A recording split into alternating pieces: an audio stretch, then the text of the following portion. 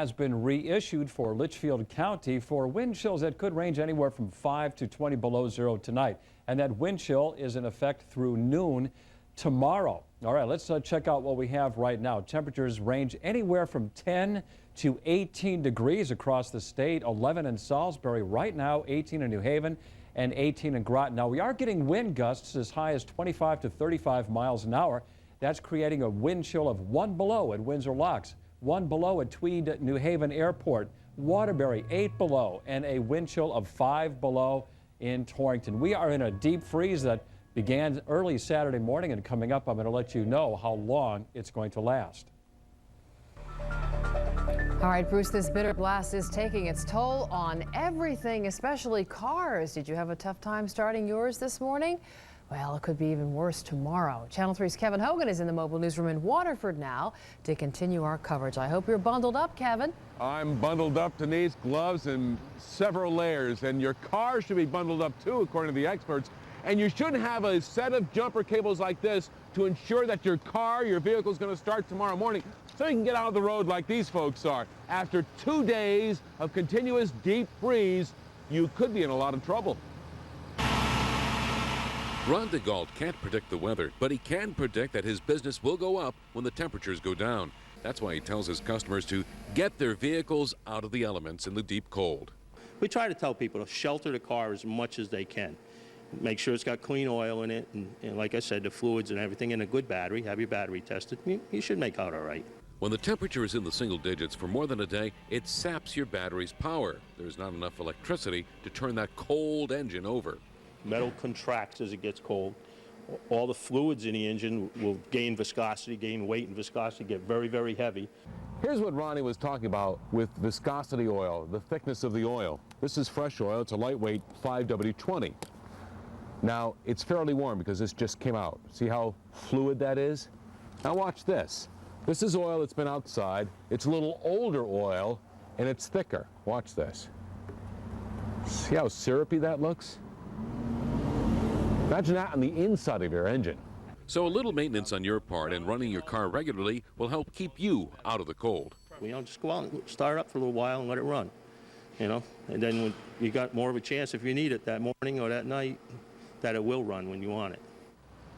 Now, if your car doesn't start in the morning and you have a set of jumper cables, remember, red for positive and black is for the negative. Live at the mobile newsroom in Waterford, Kevin Hogan, Channel 3, Eyewitness News. And do the red one first, right, Kev? There was a teenager in court today accused of stabbing a man and leaving him in a car on I-91. The 16-year-old suspect was in a Hartford courthouse today for a closed-door hearing. Police arrested that teenager on Friday, along with a second suspect in this case, a teenage girl. The victim, Terry Alexander, was found slumped over in his crashed car on I-91 in Enfield a week ago today. Right now, he is still in a Springfield hospital.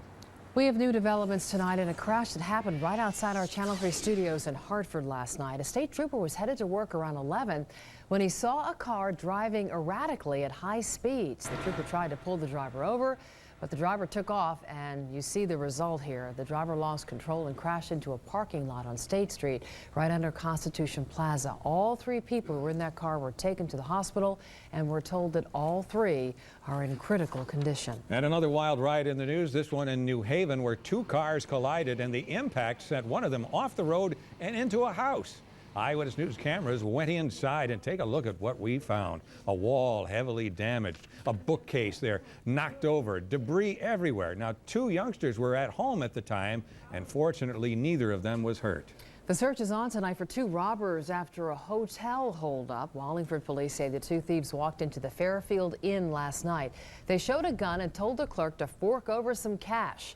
The robbers took off with a cash drawer with only about $150 in there. Police believe the suspects fled in a dark-colored SUV headed south on 91. Now, this is the same hotel where a man was found badly beaten on Friday. No arrests have been made in that case. Also in Wallingford, a family's home destroyed. 2 people sent to the hospital for treatment after fire forced them out of their house in the middle of the night.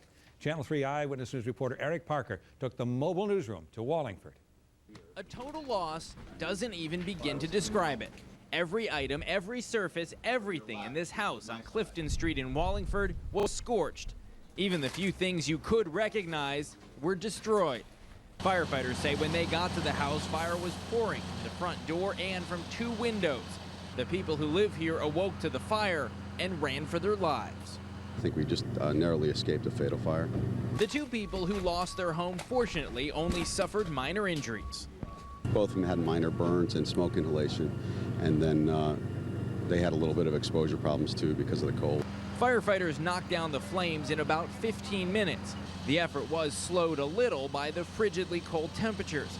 They had trouble with a nearly frozen hydrant, and once they began spraying water, everything turned to ice. When it's this cold, everything tends to freeze up. By daybreak, the effort turned to securing the burned out structure. Fire officials say it will eventually have to come down. In Wallingford, Eric Parker, Channel 3, Eyewitness News. And still ahead, all new on Eyewitness News at 5. That's not the way she should have went. But all the grief caused by this terrible disaster. Channel 3's Dennis House is at our news desk now with the latest tonight. Dennis? Well, Denise, over the weekend, President Bush officially declared Lady Lake, Florida, a disaster area. Today, people who live there were picking up the pieces, trying to figure out just what to do next. he was responding to me. I told him I was here. I said, hold on, Pop. I'm going to get you out of here. Hold on just a second. And he said, I said, can you hear me? He said, yeah. I said, hold on, Pop. Roger Gantner had found his 89-year-old grandfather in the rubble of his home. His wife of 59 years was by his side when the tornadoes ripped through Lady Lake. Gantner found her a couple of hundred yards away. That's not the way she should have went. But God has other plans sometimes, you know. Responding to its first major disaster since Hurricane Katrina, FEMA arrived in Lake County within hours, determined to help the state and to prove to a nation it is an improved agency. From a Florida perspective, they are fixed.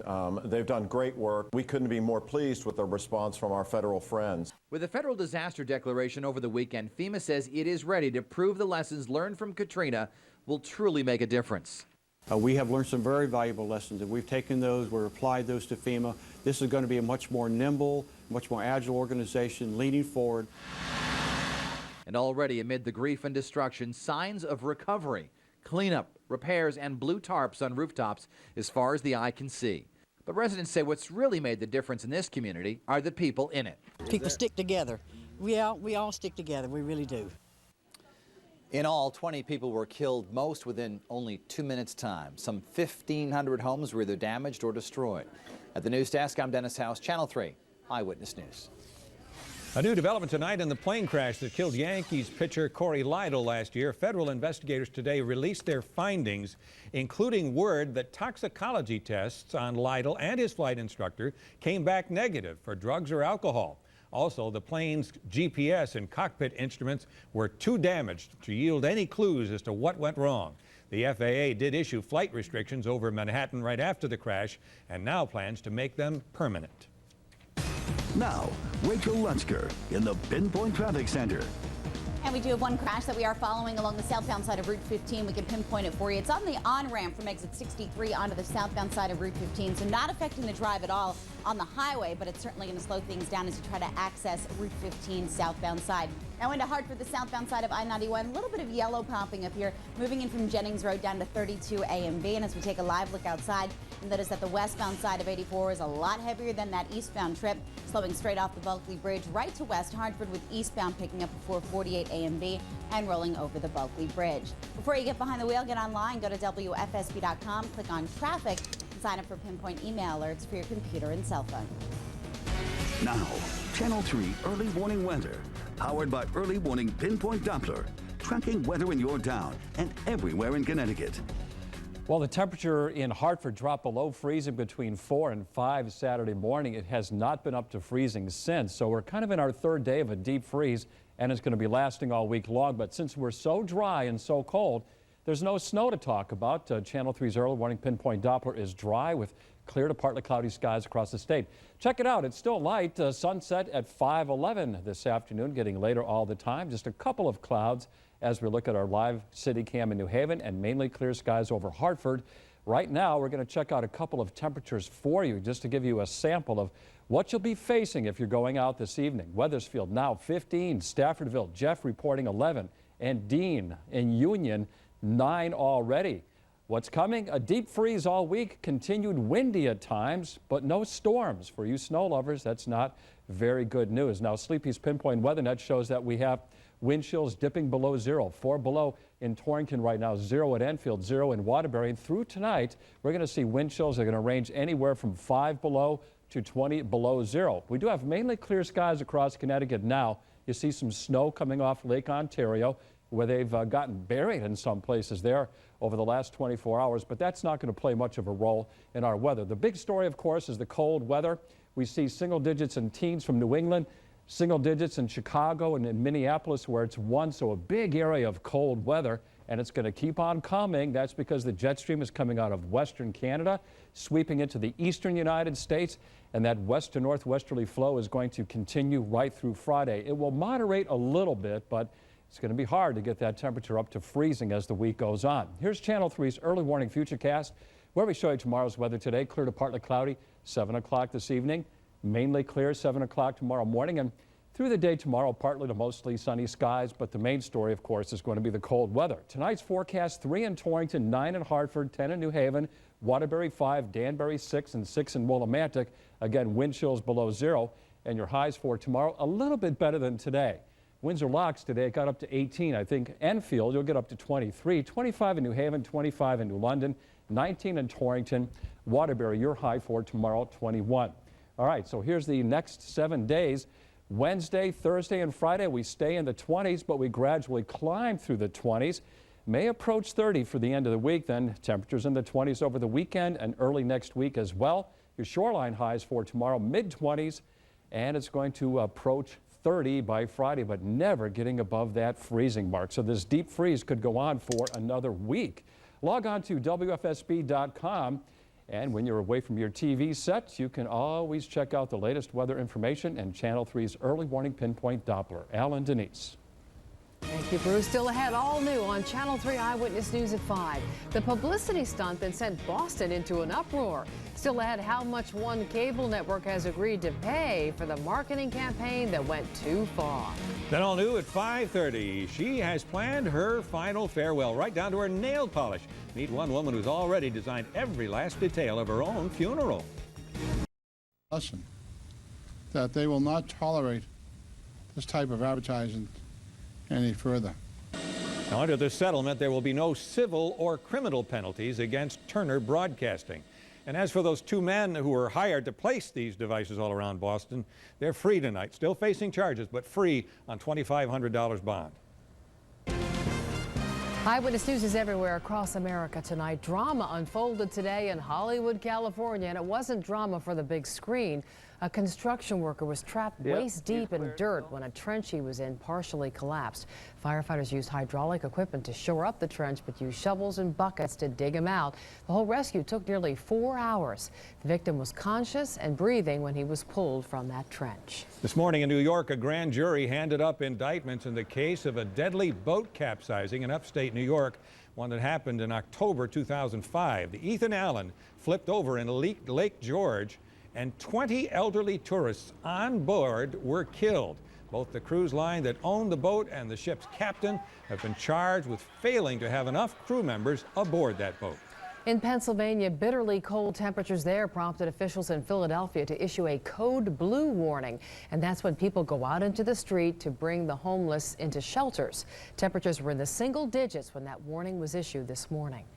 I'm wearing 2 coats, 1 sweatshirt, and gloves. The Philadelphia area will not have a reprieve from the cold, just like us, until perhaps the end of the week, beginning of next. Former New York City Mayor Rudy Giuliani is a step closer to officially running for president. Giuliani has now filed a statement of candidacy. He did that with the Federal Election Commission today.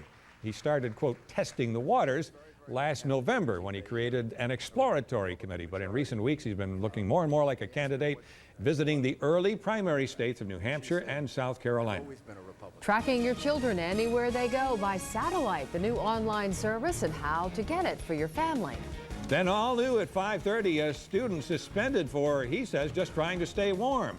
How wearing a jacket got one young man kicked out of class. Research from the American Heart Association.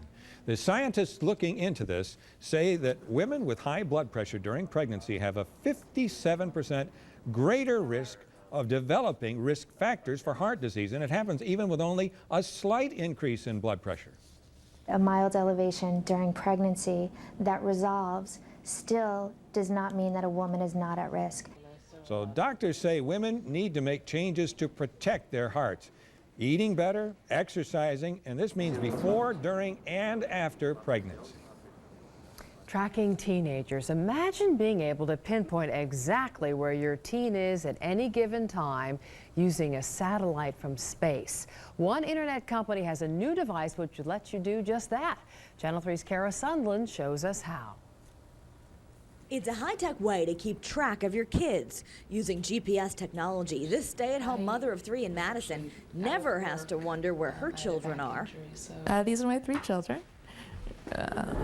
Some pictures. This is Austin, he's 7.5. This is Christopher, he's 2.5. And this is Lauren, she is 13. With the kid tracker, mom can monitor their whereabouts on her computer or get a location sent to her cell phone as a text message. I do want to know. I want to know if, on her way, where she stopped and, for how long. It's about the size of a cell phone, and it also allows mom to call a number and listen in to what's going on around her children. That may seem a little like Big Mother, but Margot Zalewski says when it comes to children, security outweighs privacy. It could save a life. She says her children don't object. My son, who's 7.5, he's fine with it. He thinks it's great. Cool, I got a phone. But this phone can only call 3 numbers that you program, like mom, dad, and 911. Zalewski has started a website, milkfly.com, to sell these high-tech safety products. So how much will it cost you to always know where your children are? The Kid Tracker costs $299 for the device, and monthly plans start at $19.95 a month. To get some more information, just go to our website, WFSB.com, and click on Family. I'm Sundlun, Channel 3, Eyewitness News.